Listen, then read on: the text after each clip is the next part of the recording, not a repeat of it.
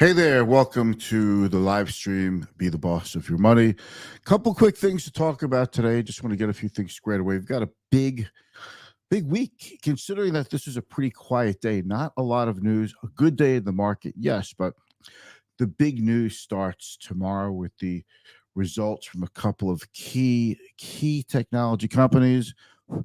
And we have a 2-day Fed meeting which ends Wednesday, and that's when we're going to find out Wednesday afternoon about 2 p.m. what the Federal Reserve has decided to do with interest rates. We are all expecting a quarter point hike, but the commentary following that quarter point hike is the key to the whole enchilada. And we have to take a look at that. Then we're going to go into a couple things about the market today. The Dow is up for the 11th day in a row. It's pretty extraordinary. And it wasn't just up a little bit, it was up by close to 200 points. So we're going to do the quick introduction, get into a couple of things that you need to know. And I want to tell you about investing in new trends. Here we go.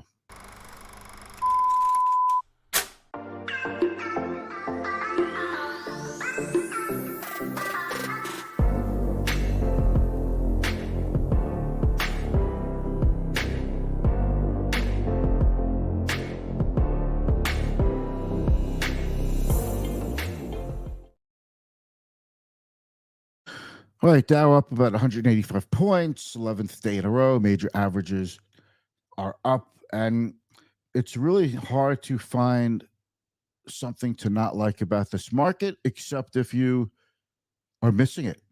And in that case, you're going to say, "This is terrible. This is beat. I'm upset." Listen, people don't tell you they're bearish on the market until they get out. Like nobody's going to be, you know, nobody's going to be fully invested and tell you they're bearish.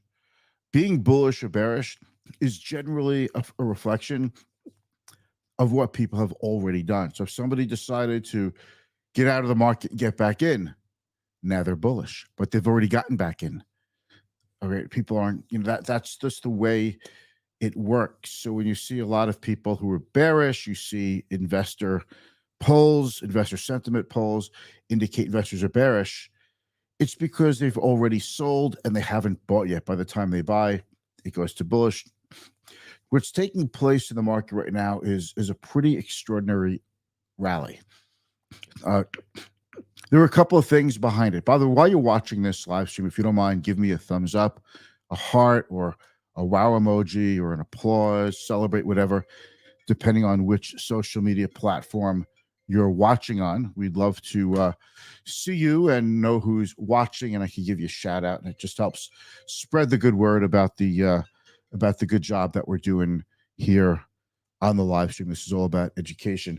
But Dow Jones up 183 points. Last week we were talking about, and the week before, how there's a newfound respect for this major average. It's only 30 stocks, which is nothing compared to the 500 in the S&P 500. But it is a pretty diverse group of stocks. You have industrials, you have consumer discretionary, you have consumer staples, you have financials, you have healthcare, as well as tech. When I see the NASDAQ, well, that's very tech heavy, but I think the S&P is also very tech heavy, to the point that it's not, the S&P 500 is a true reflection of what the stock market's doing, but I think the Dow Jones is a better reflection of what the economy is doing and about about investor sentiment. So we could address that another time, but we've talked about that topic. Another topic I want to talk about. Did you watch the movies? The what do they call it?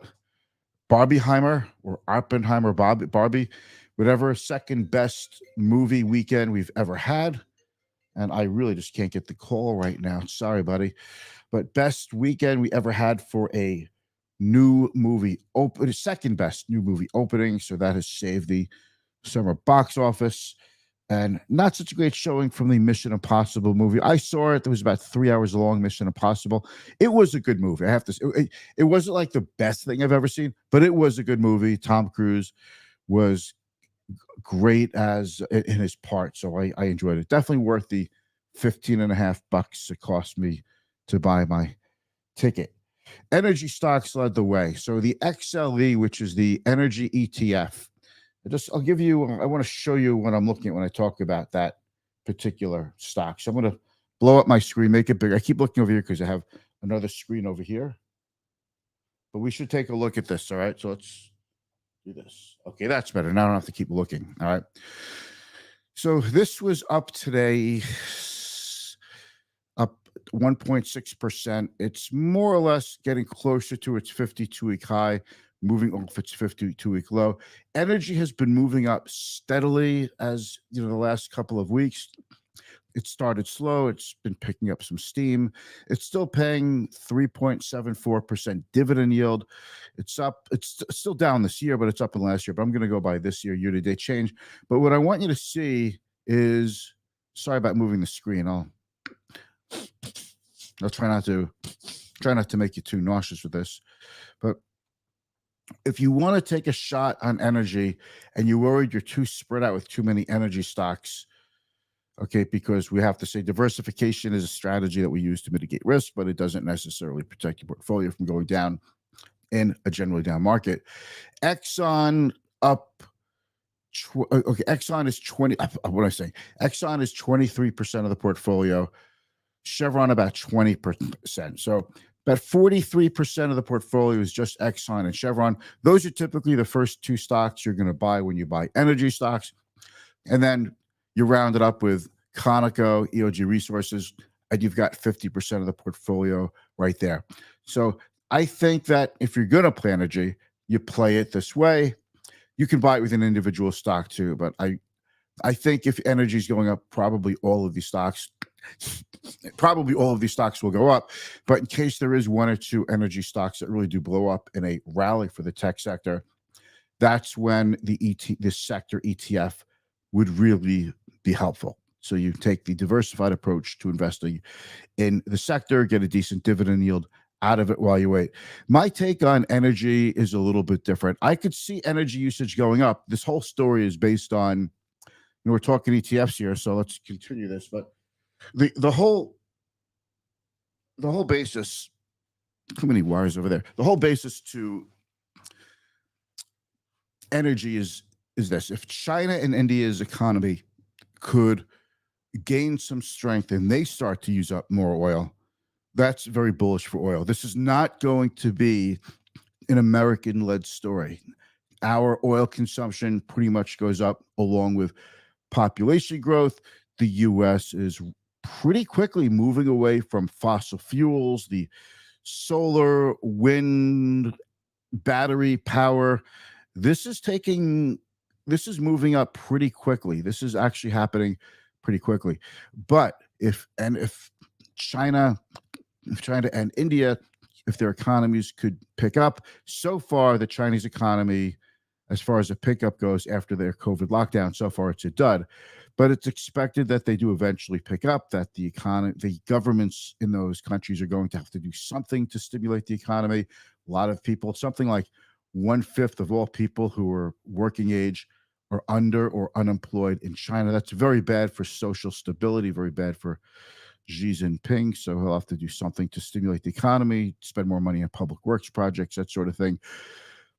In any event, if we see that, then I think you could be bullish on energy. Do we see it? I don't know. But I know that energy is pretty much a hated sector. And from a contrarian point of view, that it could look good from that point of view. And it is acting pretty good. So there's your play for energy. Should you decide to get into that, one way to go with the energy ETF. So a couple of other housekeeping things. Dow up 11 days in a row. First time that's happened in 6 years. We are on quite a tear. My son asked me a question: what do I see as the big investing trend 50 years from now? I don't know. We have something called recency, where we take what's really strong, hot now, and we have a tendency to extrapolate into the future. Well, I think artificial intelligence could really be big then. That's the big trend right now. That's the hot thing in the stock market. 25 years ago, the internet was going to be a big thing. 1998, the internet was a big thing. The internet, to me, in my humble opinion, is bigger now than anyone could have ever imagined it.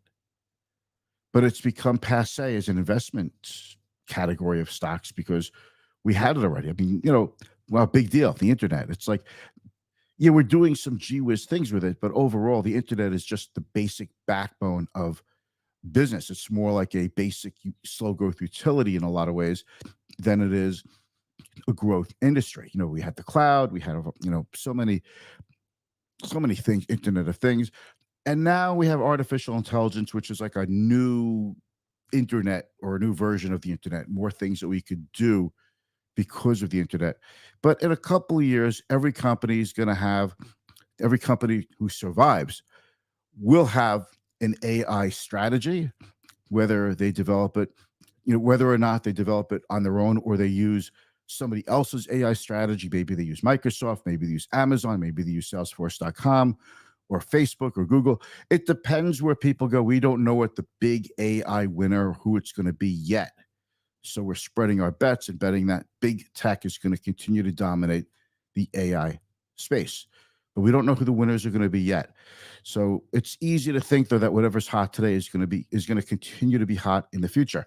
25 years ago, if you asked somebody what's going to be hot 25 years from now, they probably would have said the internet. And saying today that the internet is hot, it's like no shit, Sherlock. So we don't really get into it like that. But if you want to take a shot on what's going to be hot as far as stocks go, I told my son who asked me this question that the simplest thing is to just own the S&P 500 index fund. Okay, you can't invest directly into an index, but you can invest into a security that tracks or mimics an index. Now, don't get me wrong. I don't think the S&P 500 is a one and done investment strategy or financial plan. It's just one of many tools. But ultimately, the biggest companies involved in the biggest trends do ultimately get added to the S&P 500. They're going to be big companies by the time they get to the S&P 500. So you may have missed out on a lot of the growth and on a lot of the major growth that happens to these companies before they get into the index. And nowadays, a lot of companies are already large when they go public. So they go into the S&P 500 very quickly after going public. But the point is, eventually they do find themselves in the S&P 500. So if you're looking for a slower, steadier, and more reliable way to catch the big trends, I think you could just rely on the S&P 500 as an investment long term, and you'll catch those. You also take the risk that a lot of today's big winners and big trends will eventually fall by the wayside. Companies will eventually run out of steam and go back down, a la IBM, Walmart, AT&T, Verizon, and so GE, Lucent, so many companies that were top S&P 500 players and that we no longer even talk about anymore. I mean, who talks about Lucent, right? So there are risks and there are rewards, but over time, I think it's a pretty good way to do it, and you don't have to worry about what the next trend is going to be. You just invest in the S&P 500, let the market figure it out, and you go along and about your merry way. Not a bad way to go. We have a comment out here. Let's see who that is. We have Michael Russo. Nope, not yet. Thank you for that. I appreciate that, Michael. I appreciate you. I have to get going because I have to do a kid pickup in a couple of minutes. So you guys have yourselves a lovely afternoon. Stay cool. I look forward to speaking to you tomorrow. So we've got a lot of earnings coming out tomorrow. Well, I have you just have my notes open. Tomorrow we have General Motors. Before the bell and after the bell, we have Alphabet and Microsoft. Wednesday, Coke, Boeing, AT&T, Meta, Chipotle. Thursday, McDonald's, Comcast, Southwest, Ford, and Intel. Friday, Procter & Gamble. This is a big week for earnings. This is going to be the biggest week for earnings for this earnings season. Wednesday, we have the Fed. It's going to be interesting. We'll see if sparks fly. Have a great day.